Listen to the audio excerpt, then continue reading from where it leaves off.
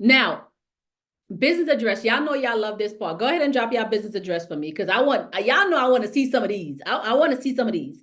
I want to see city and state, y'all. City and full business address. So your business address with the city and the state. Don't leave out your zip code, none of that, because sometimes it'll be harder to identify what state that you guys are in because you don't have addresses and zip codes and things like that. So please make sure that you guys drop your full business address. If you have a suite number with your business, put the suite number on there. Don't leave it blank because I want to be able to teach you guys correctly when it comes to this stuff. All right. This business address actually looked familiar. One of my students, let me see. Okay, so let's talk about business address. First of all, let me clarify some things when it comes to business address. All right. Moving forward, I need you guys to be utilizing names like corporate address, not virtual address, because virtual address is what's getting y'all flagged when y'all go to the banks. And the banks try to trip y'all up, even Sam's Club. So my experience with Sam's Club is that before I got this approval, going into the actual store and having that conversation with them about getting the card with them, they don't even have my address. I have no idea where they got this address from. I don't give them 20 different addresses. And because they can't tell me what address it is, they're not able to say, well, hey, it's this address. I only have one address for my business, one address. So sometimes the issue here is that they're not able to verify you guys because I don't know where they're pulling this address from. They said it's a New York address. I have one New York address. I've always had one New York address. All right. Now, what ended up happening is that they end up having to mail the card over to my sister. And my sister brought it for me when she came to Vegas yesterday. But we want to make sure that so here's what saved me. What saved me was that I actually went into the store.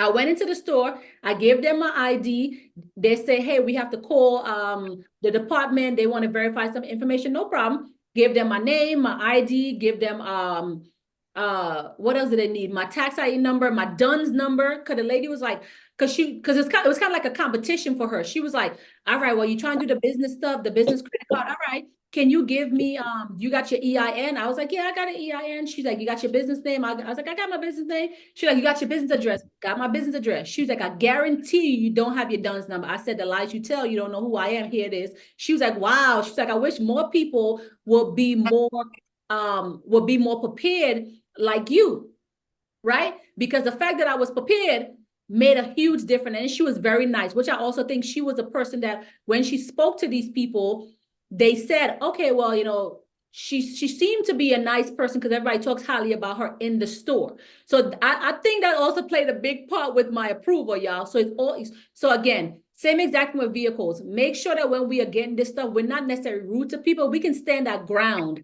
by saying, hey, no, that's not true. You can't tell me my business doesn't qualify for a vehicle because of X, Y, and Z, but we don't have to be rude about it either. All right. So let's make sure we clarify that with you guys really quick.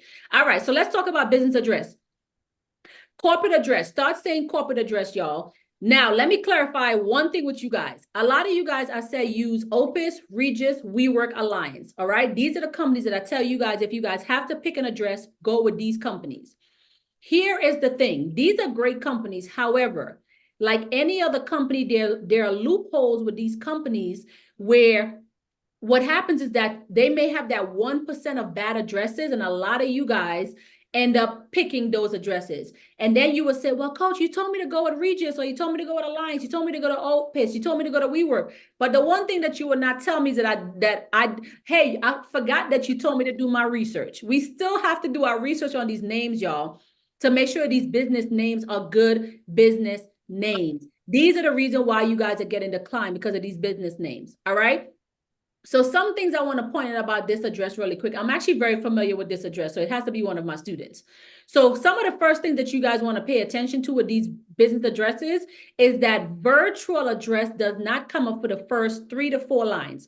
So if we look, nothing on here says virtual except for when we get to about number 4. Okay. So it looks like she has this business address with Opus, but it also says office for rent. It doesn't say virtual space. Guys, pay attention to this. Okay, this is key. It says office for rent. It does not say virtual space. It makes a big difference. A lot of you guys as well are using your registered agent address.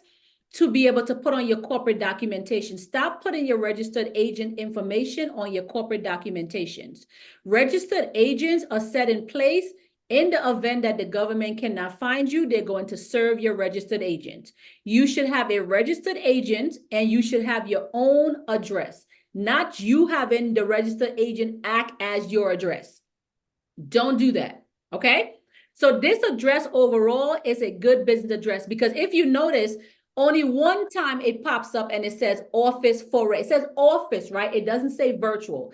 As we go down more, there's nothing else on here that says virtual, doesn't say office, doesn't say anything. So this is a good address because some of the things that they look for is that when they do see office, they see office for rent, not virtual mailbox or virtual space or virtual whatever, okay? All right, somebody in Las Vegas. Okay, let's look at a Las Vegas address. All right, so let's look at this address really quick. Las Vegas, okay. All right, so y'all see the difference between the previous person versus this person?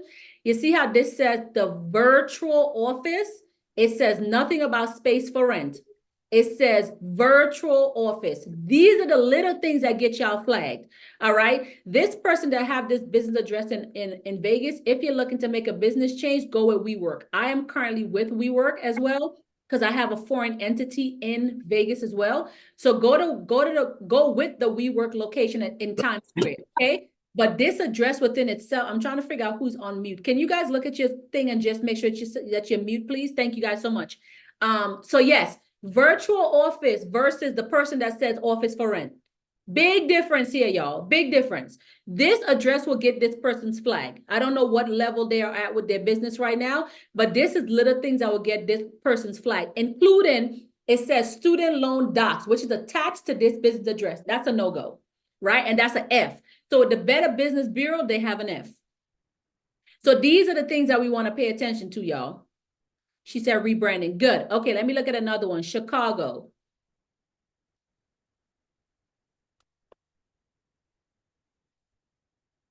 All right, let's see. Immediately off top. Okay. Okay, so here, okay, let's go back to the first person. The first person, 1, 2, 3 line says nothing about office, nothing about virtuals, nothing about nothing. Then you go down to that fourth line and only one thing said office for rent, which was great. Okay, office for rent, perfect. And as you kept going, nothing else said virtual, it said office, it said nothing. The second person, everything said virtual, virtual, virtual, virtual, virtual, virtual, virtual, virtual, virtual, and some more virtual. Okay. Now with this Chicago address, this is one of these things where you have to use your due diligence, I would say, right? So if we look at this closely, the only thing I would say on my end as to why this address does not work is too much. Right? Too much different people offering this. So they know that this is a virtual address. Look how many companies are offering this one address. Except for that. Look how many companies are offering this one address. Now, when I say use your, I guess I should say discernment. Use your discernment because if we look at it now, it says West Ohio Street office space in Chicago, right? But that's through Spacework. We have Easy Office, office space, same exact thing. We have Work There, co-working space. So this is, so in my opinion, if I was to use this, I wouldn't use this, right? But is this like a 50-50 type of address? Yes, because it still says co-working space. It still says office space. But it's too many companies with the same address as to why you can end up still getting flagged with certain things. So it's actually so funny that you guys give me these addresses because everybody address showed something totally different and I love it, right? But me personally, knowing what I know, I would not use this. I would not use this address. It's too much. Co-working space, co-working cafe. It's too many companies offering this, so they know it's a virtual space. Despite it says office space, it's still too much people or too many companies utilizing the same exact address. So if you didn't want to change this address, right, just keep in mind that you will have to create an amazing online presence to come up right here. Now, if you come up right here, this is amazing. So once you do the work and you come up right here, I will keep the address. If you're just planning on saying, that might be too much work, got too much competition, make that address change. All right. All right, Florida. Let's do one more, y'all, so I can move on. Okay, Florida. Let's look at this. Okay, so you see the difference with Florida Opus versus I think it what state was that? Forgot what state it was, but it says Opus virtual office, but it says virtual office versus saying space for rent, right? Let's go backwards because I think I can still catch that.